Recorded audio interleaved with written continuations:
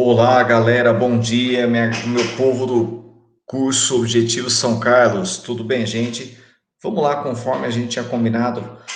Primeira aula aqui hoje gravada, o professor está gravando aqui para os senhores, que nem eu tinha falado para os senhores, eu vou dar uma ênfase, um aprofundamento, finalzinho de espelhos esféricos, vou relembrar algumas coisas e a gente vai para o módulo 15, que é a parte matemática, ok? A ideia é essa, aí no finalzinho da manhã, hoje às 10h50, nós vamos treinar aí os exercícios referente ao módulo 15. Esse módulo 14 que os senhores estão vendo aí, é só para relembrar o que nós vamos precisar usar aí no módulo 15. Vamos relembrar?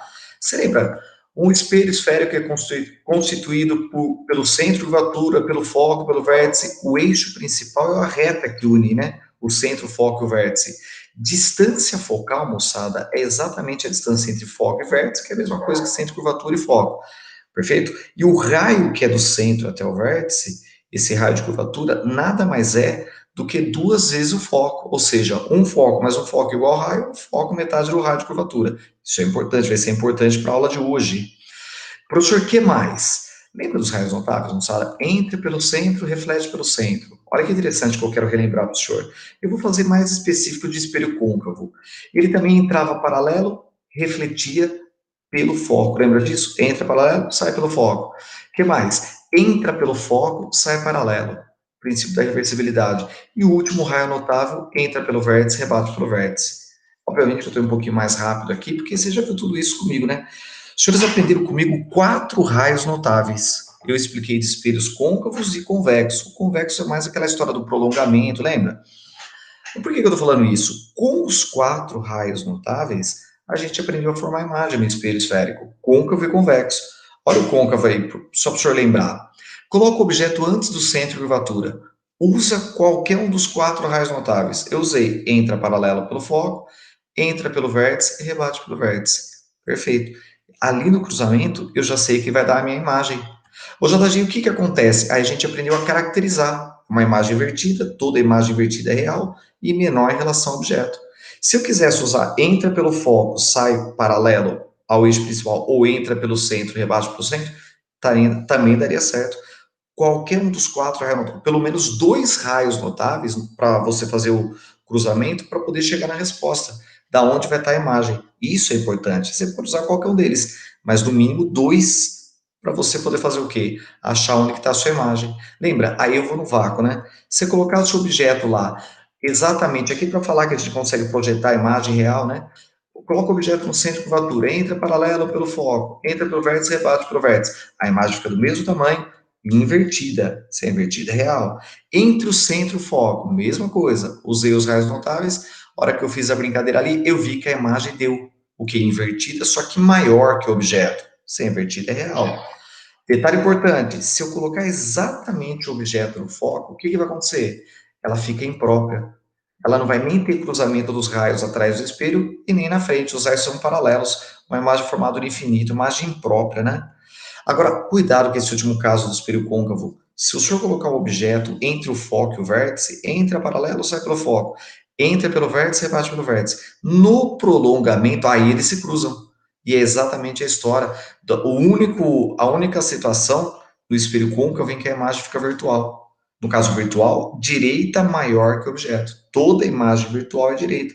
História do espelho de dentista, espelho de maquiagem, que amplia o rosto da pessoa, amplia o dente. Isso é um espelho côncavo colocando o objeto entre o foco e o vértice. Isso é importante. Então, você usou os raios notáveis para a gente fazer o quê? Formar a imagem em algumas posições, no caso aí do espelho côncavo. No convexo, o que é importante? Qualquer posição que você colocar, olha que interessante, entra paralelo, reflete pelo foco. Entra pelo vértice, reflete pelo vértice, o prolongamento atrás do espelho, no cruzamento eu vou ter exatamente a formação da imagem. Se você quisesse usar entra pelo centro, reflete pelo centro, faz o prolongamento, né, porque está atrás do espelho, né, o foco, o centro de curvatura, essa parada toda, lá no cruzamento eu tenho a imagem, e sempre será uma imagem o quê? Virtual, direita é menor. A história da bolinha de Natal, o espelho de segurança, aquele espelho que o campo visual ele é maior esse campo visual, só que o que é o grande problema dele? Fica menor, né, em relação ao próprio objeto, mas esse com ponto positivo é ampliar o campo visual, né? Isso é interessante. Então, de novo, o que eu quero falar para os senhores? Com os raios notáveis, os 4 raios notáveis, eu localizava a minha imagem em espelhos côncavos e convexos. Mas e se não for um raio notável? Que é esse aprofundamento que eu quero fazer com os senhores antes da gente começar o módulo 15. Moçada, dá uma olhada nisso. Por exemplo, esse raio aqui. Olha que interessante que eu estou falando para os senhores. Ele é um raio de luz que ele não está chegando paralelo ao eixo principal, senão ele sairia pelo foco. Ele não está chegando pelo centro de curvatura, senão ele refletiria pelo centro. Ele não está chegando pelo foco, senão ele sairia paralelo. E nem chegando no vértice. Ele não é um raio notável. Então, como que eu faço para saber aonde que ele vai refletir, obviamente, né? Nesse espelho côncavo, mas vai refletir e vai incidir aonde? Por onde? Olha que interessante. Aí que vem a parte de aprofundamento que eu quero mostrar para os senhores. O segredo para você montar aonde que vai acontecer a reflexão desse raio de luz é você analisar o que a gente chama de eixo secundário. Senhor, o que é eixo secundário? Você tem infinitos eixos secundários que passam pelo centro de curvatura. Por que infinitos? Porque vai depender do raio de luz não notável. Então, por exemplo, qual é a regra? Você tem esse raio de luz aí vermelho que os senhores estão vendo, faz uma reta paralela a ele, passando pelo centro de curvatura. Só isso? Não. Começa primeiramente fazendo a reta paralela. Por isso que você pode ter infinitos eixos secundários. Vai depender do raio de luz. Tá? E depois, aí o senhor vai fazer uma reta perpendicular ao eixo principal, passando pelo foco principal. E aí que vem a sacada da coisa. Exatamente no cruzamento desses dois raios, ou melhor, desses dois prolongamentos, melhor dizendo aqui, ó, da reta perpendicular do eixo secundário que eu fiz paralelo, exatamente aqui que eu estou destacando para os senhores, é onde a gente fala que está o foco secundário do espelho. É no cruzamento. Percebeu? Dessa reta perpendicular com esse eixo secundário. Aí o raio de luz vai refletir exatamente para o foco secundário. Depois eu vou disponibilizar isso para os senhores, olha lá. Todo raio de luz que incide obliquamente, ou seja, não é um raio notável, né? O que acontece?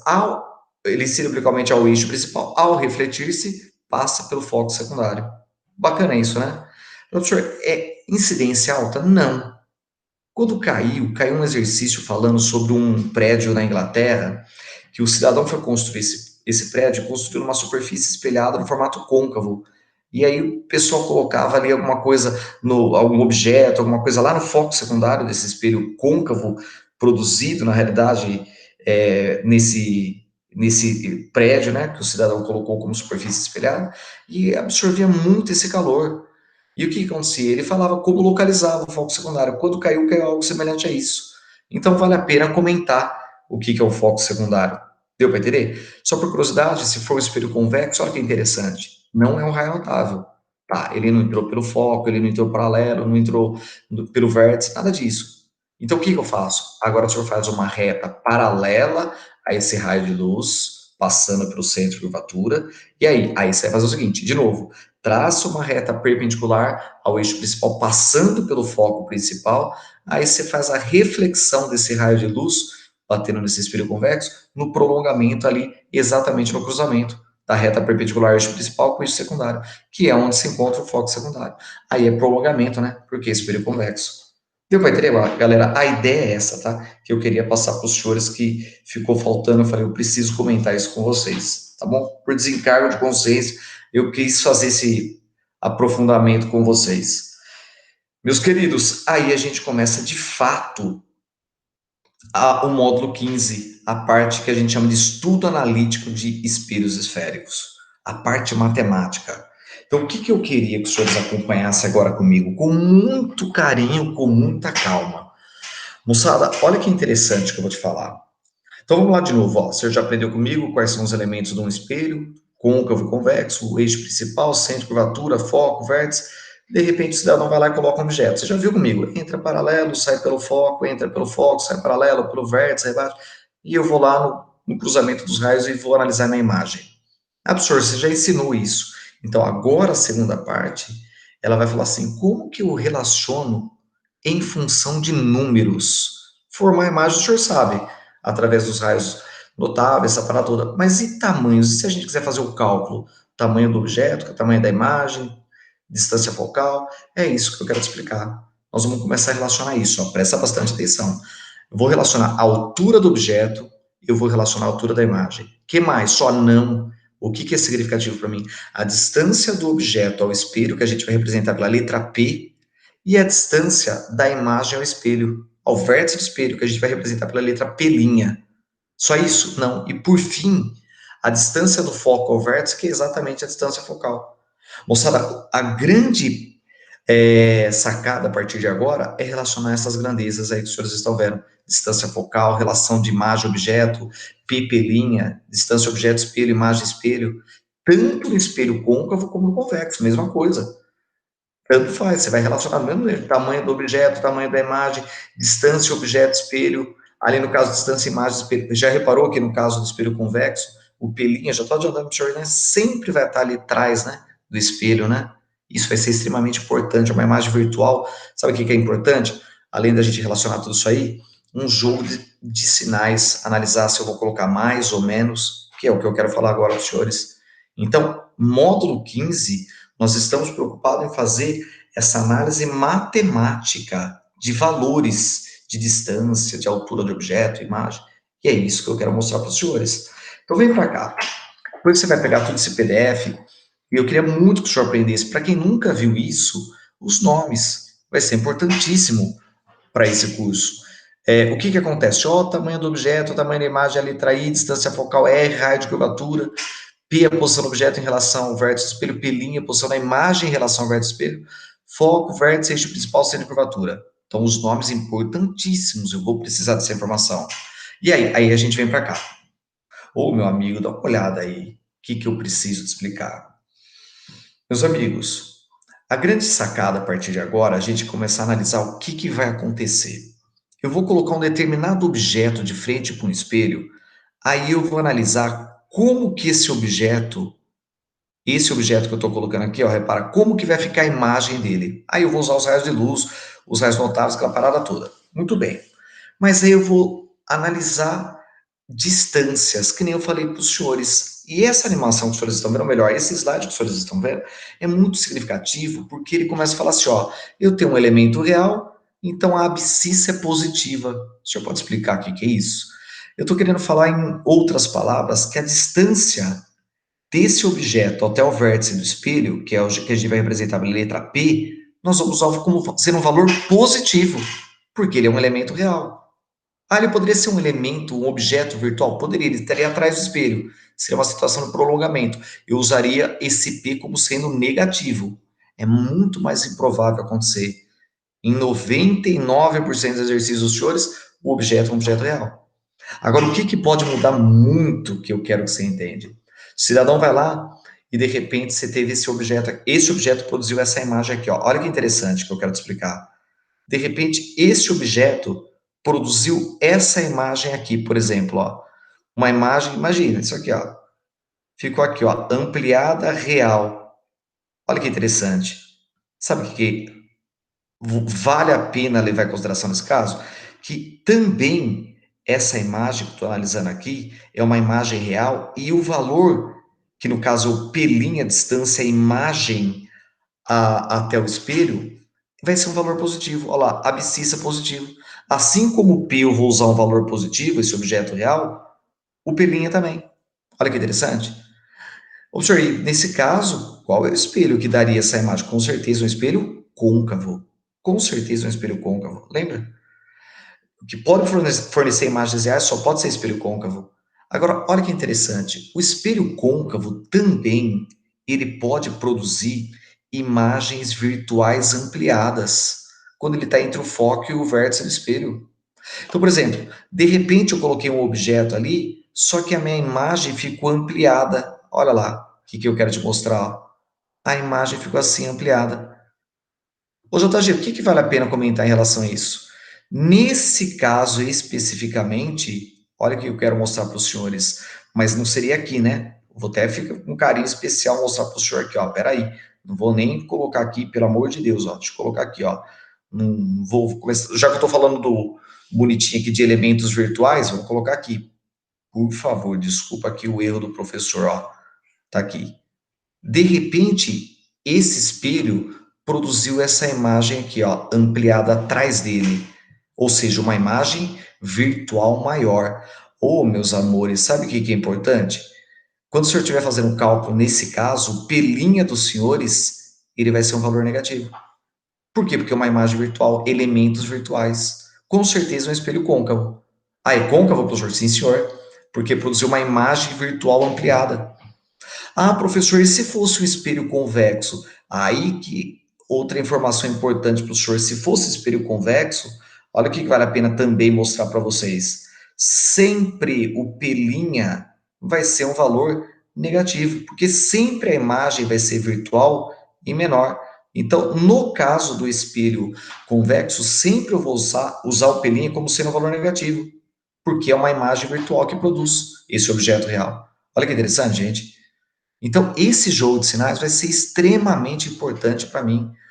Eu dou uma atenção especial para o espelho côncavo, porque ele pode ter valores de pelinha positivo, sendo imagens reais, e pelinha negativo, sendo uma imagem virtual, quando está entre o foco e o vértice do espelho. Olha que interessante. Só isso, então, não. Essa é a história do jogo de sinais e essa informação também importantíssimo para mim, ó.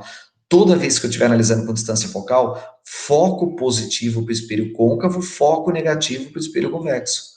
Importante saber? Importantíssimo. Nossa, isso vai ser extremamente referência para mim. Olha que interessante outra informação que eu falei para os senhores. Exatamente, valores de P, aqui, quando eu estiver trabalhando com objeto aqui, ó, objeto real, sempre o P vai ser positivo. Objeto virtual, aí o meu P seria negativo. Olha que interessante. A minha imagem ficou desse lado aqui, é uma imagem invertida, é real. O meu pelinho é positivo. Mas se a minha imagem ficar desse lado aqui, com certeza vai ser virtual, ou maior ou menor, aí o meu pelinho vai ser negativo.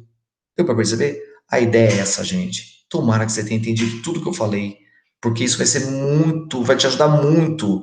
Inclusive, ele fala assim: ó, elemento acima do eixo principal, ordenada positivo. Elemento abaixo do eixo principal, ordenada negativa. A gente vai analisar isso aí em função de aumento linear, que eu vou te falar também. Fica tranquilo, eu já vou te explicar. Olha que interessante que eu quero te mostrar. As equações do estudo analítico. O que eu tenho que saber, JG? Exatamente isso que vocês estão vendo. Moçada, eu nem coloquei aqui porque cai muito pouco, mas olha lá, objeto real, P positivo. Imagem real, P' positivo. Imagem virtual, P' negativo. Espelho côncavo, foco positivo, consequentemente o raio é positivo. Espelho convexo, foco negativo, consequentemente o raio é negativo. Perfeito? Isso é importante.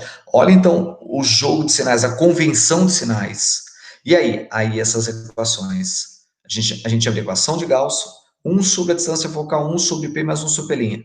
E a equação, as equações do aumento linear transversal. Aumento é a relação da imagem sobre o objeto, tamanho de imagem, tamanho do objeto, que é a mesma coisa que menos P' sobre P, que é a mesma coisa que F sobre F menos P. Ô, meu amigo, vale até a pena comentar, né? Se esse aumento linear for um valor positivo, é porque é uma imagem direita. É porque tem uma imagem lá no final virtual. Olha que interessante. Agora, se esse aumento for negativo, é porque a imagem ficou invertida. Produziu uma imagem real. É isso aqui, ó. A história de a gente relacionar aumento linear.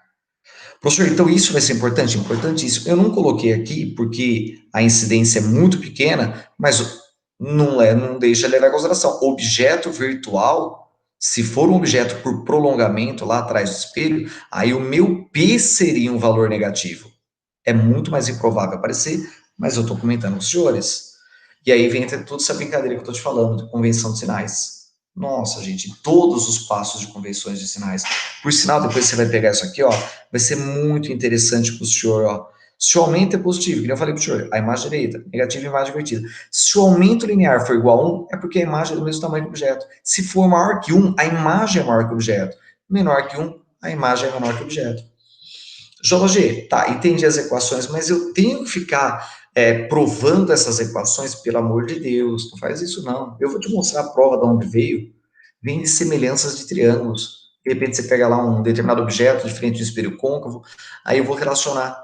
Eu vou lá, acho onde está a minha imagem e de repente eu vou relacionar, fazer uma semelhança de triângulos. Se eu pegar o triângulo A, B e C e fizer uma semelhança com o triângulo A'B' C, com esses valores de alturas AB, A'B', em função de distâncias focais, P menos 2F, 2F menos P. Se você fizer tudo isso daqui, filho, relacionando depois com o triângulo VIF, que nem ele falou, ó, o senhor pode fazer uma outra semelhança? Sim, você pode também relacionar com isso daqui, ó, a mesma coisa, ó, o triângulo VIF, esse triângulo aqui, ó, você pode relacionar depois, sem problema nenhum, ó, percebeu? E depois o triângulo A'B'F, esse outro triângulo aqui, ó, depois esse pequenininho aqui, ó. Ô, meu amigo, se você relacionar toda essa brincadeira aí e fizer essa relação, você consegue. Consegue o quê, professor? Provar a equação de Gauss. Eu, sinceramente, vou ser bem honesto para os senhores, não vejo necessidade de você ficar provando, fazendo isso daí. Mas vem daí uma semelhança de triângulos. A hora que você iguala as equações dessa relação de altura, né? Por isso que eu fiz a relação entre esses dois triângulos, os que eu fiz aí inicialmente, né, na cor roxa, e depois que eu destaquei ali, fazendo esse risco aqui em preto, tá? Aí a hora que você faz essa brincadeira igualando as equações e divide pelo fator comum, P, P' F, você chega exatamente na equação de Gauss. Importantíssima a equação. Provar ela, não vejo necessidade. Eu estou te mostrando a questão de respeito, senhores, mas não cai muito, não. Quer dizer, não cai prova de equação, pelo amor de Deus. Eu gosto muito, moçada, de usar isso aqui, ó. A famosa equação do produto pela soma. Você tira o MMC disso daqui, P, P', depois o que acontece, na realidade? Aí a hora que você faz isso daqui, fica P mais P' em cima, só que você vai inverter, a gente vai chegar. Produto pela soma, multiplica distância, objeto, espelho, imagem, espelho, e divide pela essa razão. Pi mais P'. Aí você vai chegar exatamente na distância focal. A mesma coisa? Exatamente a mesma coisa. Eu gosto muito de usar ela quando já é números inteiros, quando tem números em termos de fração. Aí, eu, por exemplo, eu posso usar a soma dos inversos. Aí hoje você vai treinar comigo alguns exercícios mexendo com isso. A equação do aumento linear transversal também vem daí, de uma semelhança de triângulos. Vale a pena comentar, você faz essa semelhança aí do triângulo maior, né? ABV com o triângulo menor, A', B', V. E aí, a hora que você relaciona, a única coisa que esse P' vai dar um valor negativo, porque a imagem ela fica para baixo. Então você usa um referencial negativo. Aí a gente chega na equação da imagem invertida em relação ao objeto, da equação do aumento linear. Aí você vê quantas vezes a minha imagem aumentou ou diminuiu em relação ao objeto. Essa é a grande sacada. E por fim, se eu pegar a equação de Gauss, isolar, por exemplo, o P' e jogar na equação do aumento linear transversal, eu consigo relacionar e chegar nessa outra equação. F menos P. Então, a prova das equações vem daí. Inclusive, até mostro para os senhores, ó, vou mostrar rapidinho como que eu cheguei nessa razão do aumento, fazendo em função do foco e distância de objeto-espelho. Na hora que o senhor relaciona, separa uma equação lá, você isola o pelinha, e depois que você isolou esse pelinha, o que, que você faz ali? Ó? Só estou isolando ele, tirei o MMC, né, entre F e P, e aí o que, que eu fiz? Aí, na realidade, era 1 sobre pelinho, eu inverti, aí eu vou jogar na equação do aumento, que nem eu falei para os senhores, jogando na equação do aumento e fazendo todos os cálculos aí, a soma, a multiplicação, divisão de fração, conserva a primeira, multiplica pelo inverso da segunda, a gente chega exatamente na equação do aumento linear transversal, relacionando elas, perfeito? Ou seja, relacionando Gauss com essa equação aqui. Aí que vem essa última equação. Ela é muito importante, ela vai te ajudar muito em determinados momentos para resolver exercício, para ganhar tempo, né? Obviamente que se o senhor lembrar dessas duas aqui, você já resolve também qualquer questão. É que às vezes você ganha tempo usando essa. Essa é a grande vantagem. Meus queridos, o que eu queria passar para os senhores, de fato, é isso, nessa aula hoje gravada aqui de manhã. Por quê? Porque agora à tarde nós vamos pegar e vamos debulhar com o exercício isso. Aí confia em mim que nós vamos arregaçar. Porque aí o que que acontece? Eu vou te explicar exatamente esse jogo de sinais, essa parada toda. Mas no primeiro momento é exatamente isso que eu queria falar para o senhor. Da onde veio a prova das equações e o grau de importância das equações e principalmente esse jogo de sinal.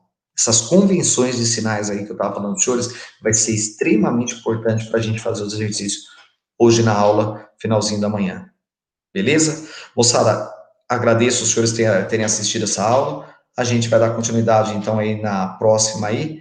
E um grande abraço para os senhores, se Deus quiser, até daqui a pouco, né? Às 10h50. Valeu, galera. Um grande abraço, muito obrigado, viu?